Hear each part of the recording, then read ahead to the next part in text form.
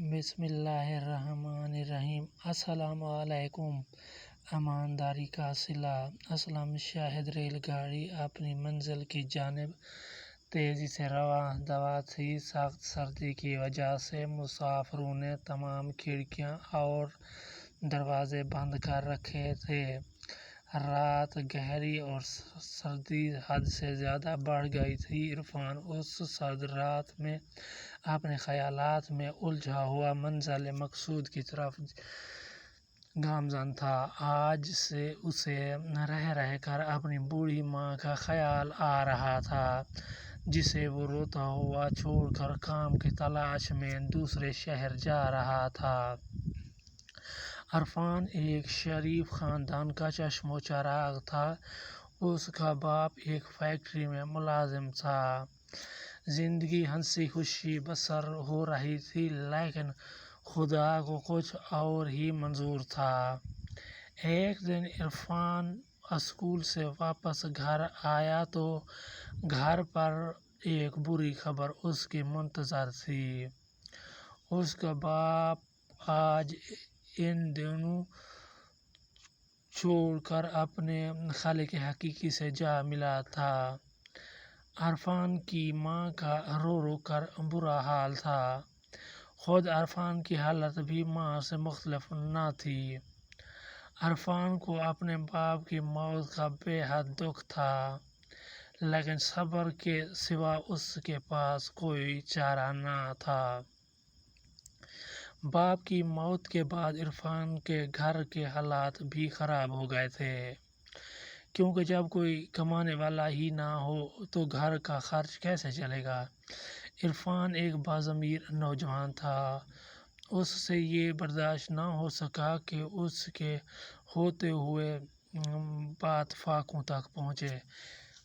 اس لیے عرفان نے اپنے شہر میں کام کی تلاش شروع کر دی، لیکن اسے ہر جگہ مایوسی کا سامنا کرنا پڑا۔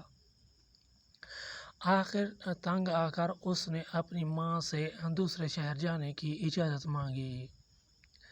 آخرکار عرفان کے اصرار پر اس کی ماں نے بڑی مشکل سے اسے اجازت دے دی، اور آج وہ اپنے مختصر سے سامان کے ساتھ دوسرے شہر جا رہا تھا۔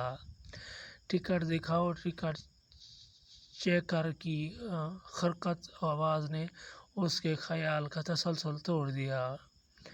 عرفان نے فوراً ٹکٹ چیکر کو اپنا ٹکٹ دکھایا۔ ٹکٹ چیکر نے ٹکٹ دیکھ کر عرفان کو واپس کر دیا اور آگے بڑھ گیا۔ عرفان نے گھڑی میں وقت دیکھا، رات کے 3 بج رہے تھے۔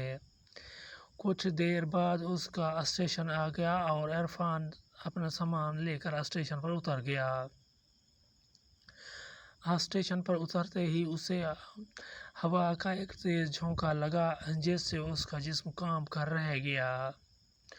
رات ابھی کافی باقی تھی، اس لیے عرفان نے سوچا کہ صبح ہونے تک اسٹیشن پر ہی سویا جائے۔ ابھی وہ سونے کے لیے مناسب جگہ تلاش کر ہی رہا تھا کہ اچانک اس کی نظر ایک پرس پر پڑی۔ عرفان نے فوراً وہ پرس اٹھا لیا اور اسے کھول کر دیکھا۔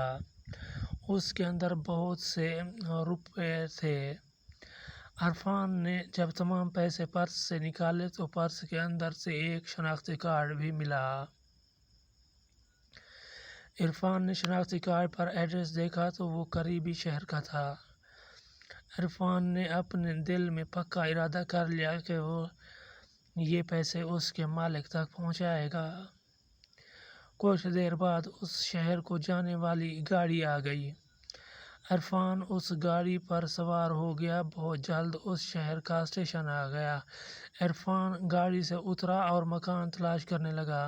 سورج اپنی کرنوں سے روشنی پھیلانے میں مصروف تھا۔